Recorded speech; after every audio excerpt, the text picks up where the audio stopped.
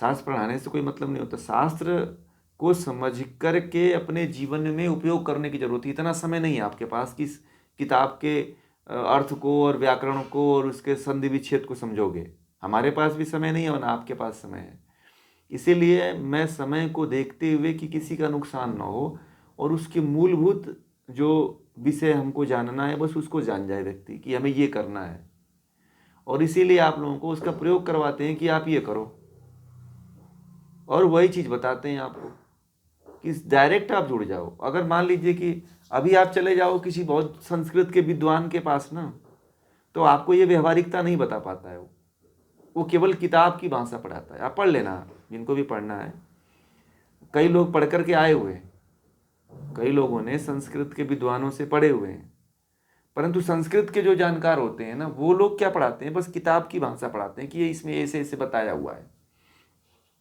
उसके निचोड़ को और उसकी गहराई को नहीं लोगों के सामने प्रकट कर पाते हैं कि इसका तात्पर्य है और ऐसे अपने जीवन में प्रयोग करोगे।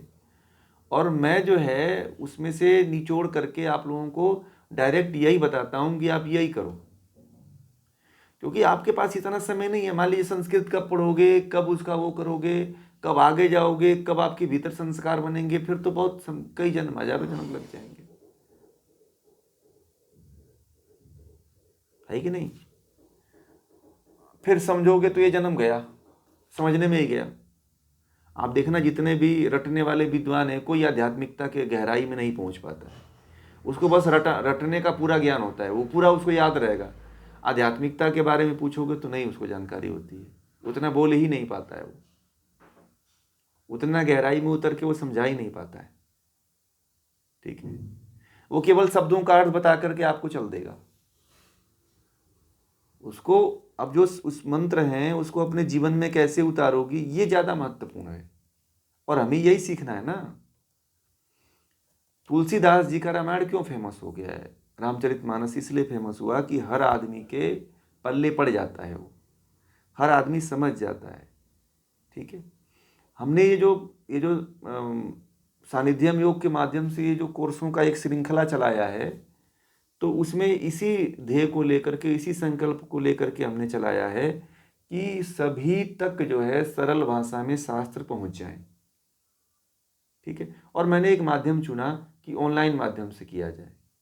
अभी वैसी हमारे पास व्यवस्था नहीं है कि ऑफलाइन शुरू करें, इसलिए ऑनलाइन माध्यम से सभी लोगों के पास समय है, पर्याप्त समय, घर पे रह के सीख सकता है। अब इससे अच्छा कोई माध्यम नहीं है, तो इसीलिए इस माध्यम को चलाते हैं कि कम से कम उसकी व्यवहारिकता को सीख जाएंगे आप।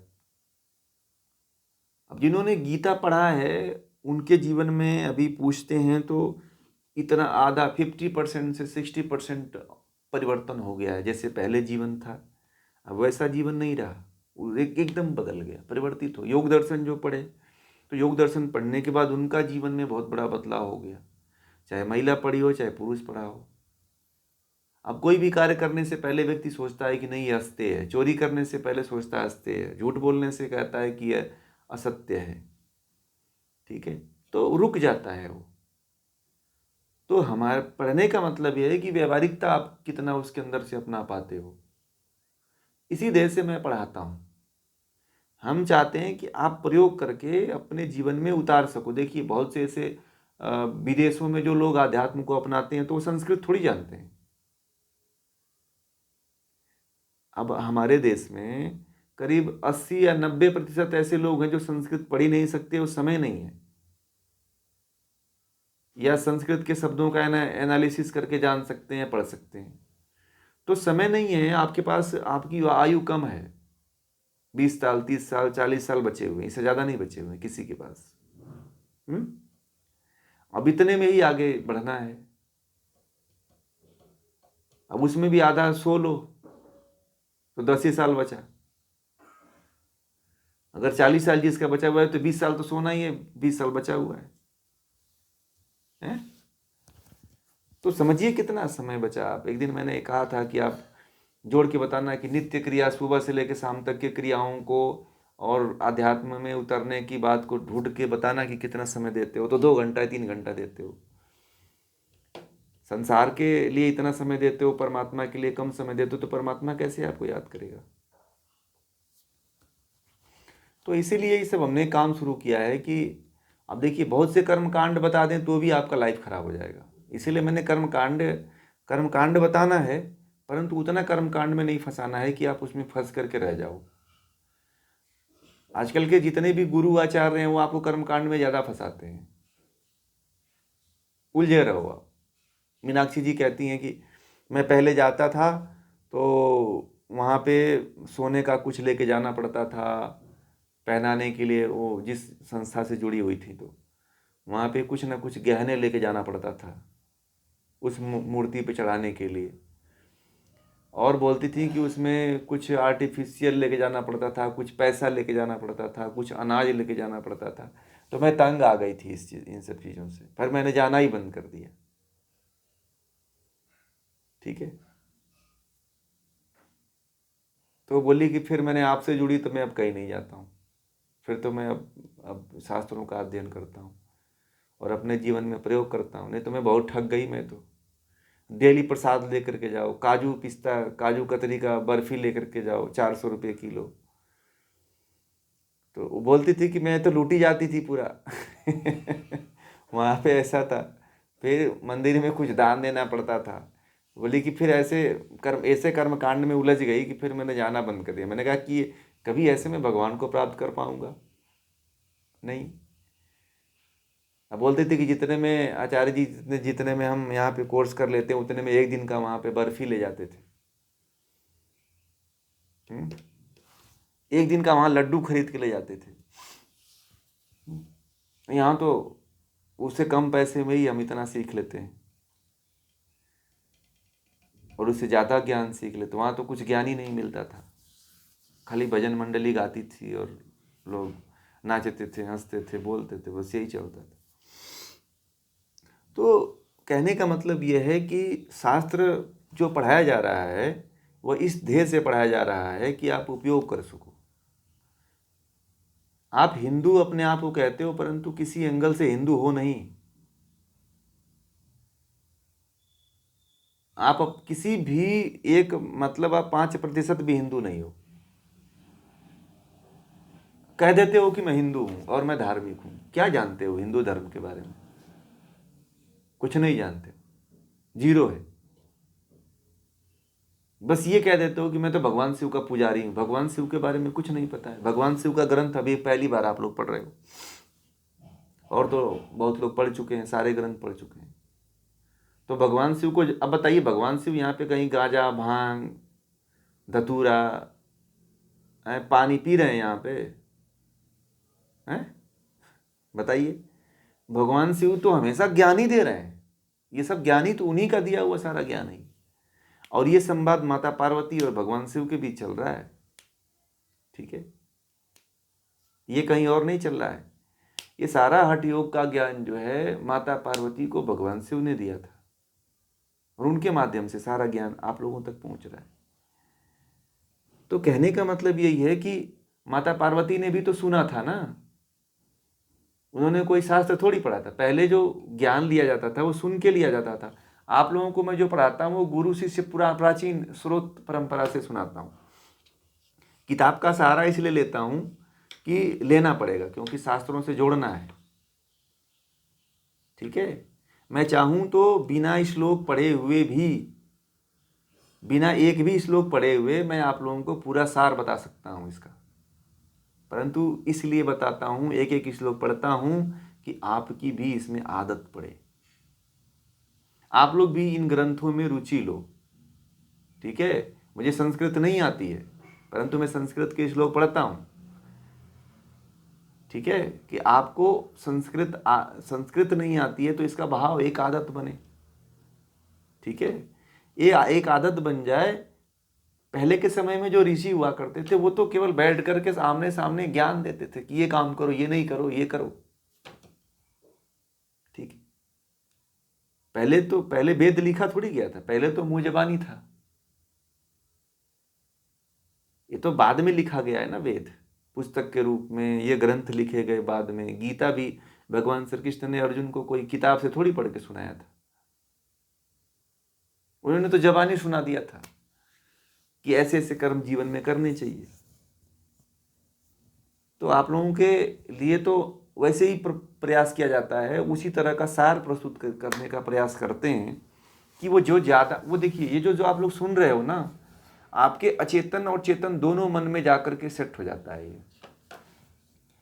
ये संस्कार अभी नहीं उभरेंगे, जब आप साधना के क्षेत्र में जाओगे तब ये सारे ज्ञान आपको ऐसे उभर करके आएंगे और ऐसे उभरेंगे कि आप ज्ञानी महसूस करने लग जाओगे। आप लोग उपस्थित बस क्लास में हो जाते हो, यही बहुत बड़ी बात है, और सुन लेते हो और इसका संस्कार ये मत जाना कि विफल जाता है। इसलिए कहते हैं कि जुड़िए, इसमें कदम तो रखिए। इसमें कदम रखने के बाद, इसमें कदम रखने और सुनने के बाद ये विफल नहीं जाता है। आप सुन रहे हैं, आप 10% सुन रहे हैं, परंतु आपको ये नहीं पता है कि आपकी जो चेतना है इसको पूरा कवर्ड कर रही है, कैच कर ले रही है, रिकॉर्ड कर लेती है। जैसे कैमरा चालू कर देते हो आप, तो कैमरा क्या करता है, सब कुछ रिकॉर्ड कर लेता है। वो नहीं देखता है कि मुझे क्या नहीं रिकॉर्ड करना है, रिकॉर्ड करना है कि नहीं करना है, वो सब कर लेता है। और जब आप देखना चाहते हो कैमरे को मेमोरी में जाकर के, उसके गैलरी में, तो सब रिकॉर्डिंग रहता है, हमने क्या बोला है, क्या सुना है। उसी प्रकार इसीलिए सुनना जरूरी है, सुनने की कला को विकसित करिए। और भारत के लोगों के अंदर ये खासियत होती है कि श्रुति परंपरा में ज़्यादा विश्वास रखते हैं। अगर उनको सुना दिया जाए तो वो जल्दी कैच कर लेते हैं। भारत के जीन में है ये, क्योंकि ऋषियों की संतान है। अगर आपको पुस्तक लेके पढ़ने के लिए कहा जाए ना, तो वो चीज़ नहीं समझ में आती, वो भाता ही नहीं, नींद आ जाती है। ठीक है, पुस्तक पढ़ने के लिए कहा जाए, अभी मैं एक पुस्तक किसी को बोल देता हूँ तो कोई पढ़ ही नहीं पाता है, बोले 8 महीना लग गया। मैंने एक लोगों को पुस्तक दिया था, पढ़े कि नहीं, बोले कि अभी 2 ही 4 पन्ना पढ़ा हूँ। कितने दिन हो गया? 10 महीना हो गया। मैंने कहा कि 10 महीने में 2-4 पन्ने पढ़े तो क्या पढ़े? मैं तो एक किताब एक ही दिन 2 दिन में खत्म हो जाती है मेरी। ठीक है, तो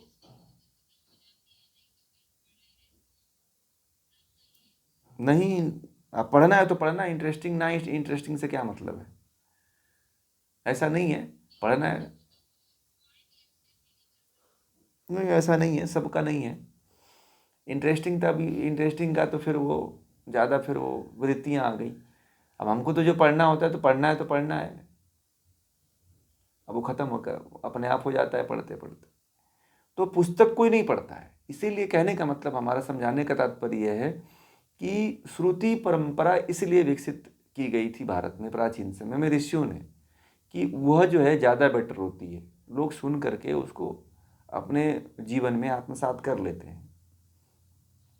ये पुस्तकों का सहारा मैं इसीलिए लेता हूँ कि आप लोग सत्य से परिचित रहोगे, कि हाँ ये यथार्थ रूप में प्रत्यक्ष मतलब प्रमाण है कि हाँ ये इस ग्रंथ में ये चीज़ लिखा हुआ है। इसलिए पुस्तक को लेकर के चलता हूँ। मैं चाहूँ तो आप लोगों को सांख्य दर्शन बिना पुस्तक के भी पढ़ा सकता हूँ। ठीक है, मैं थोड़ा सा एक पॉइंट लूँगा और उस पॉइंट से आपको पूरा मैं सांख्य दर्शन समझा सकता हूँ, या फिर आपको ये जो शिव स्वरोध है वो भी समझा सकता हूँ। परंतु नहीं, मैं एक परंपरा के तहत जोड़ना चाहता हूँ कि प्रमाण में आप देखो कि हाँ ये इस शास्त्र में ऐसा वर्णित है, प्रत्यक्ष प्रमाण। ठीक है, प्रत्यक्ष प्रमाण बिना आपको भी कभी विश्वास नहीं होगा, पता नहीं बताए हैं ये अपने मन से तो नहीं बताए हैं। ठीक है, इसीलिए इन पुस्तकों का सहारा लेता हूं कि आप कल के वक्त में ये ना कहो कि ये बताए तो हैं, पता नहीं ऐसे ही बताते थे, वो तो पता नहीं सही था कि गलत था, फिर कंफ्यूज हो जाओगे आप। इसीलिए शास्त्रों को आपके सामने रख करके उसका श्लोक बोलते हैं, उसका अर्थ भी बोलते हैं कि मूल से कभी ना भटको, और फिर मूल को बोलने के बाद फिर हम उसकी व्याख्या भी करते हैं आप लोगों को कि इसका वास्तविक रूप क्या है। समझ रहे हैं? तो इस तरह से आप लोगों को ये चीज़ हम रखने का प्रयास करते हैं। इन चीज़ों के बारे में अब शिव सर्वोदय कोई थोड़ी पढ़ाता है। शिव सर्वोदय भारत में कहीं नहीं पढ़ाई जाती है। हाँ, पढ़ाई जाती है कई जगहों पे, परंतु कोई इस समय तो कोई नहीं पढ़ाता है। हट पर दीपिका ग्रहण संहिता बस पढ़ाता है। हाँ, स्वर विज्ञान का अलग से कोर्स होता है, ये पता है। ठीक है, स्वर विज्ञान का लोग अलग से कोर्स करते हैं। ठीक,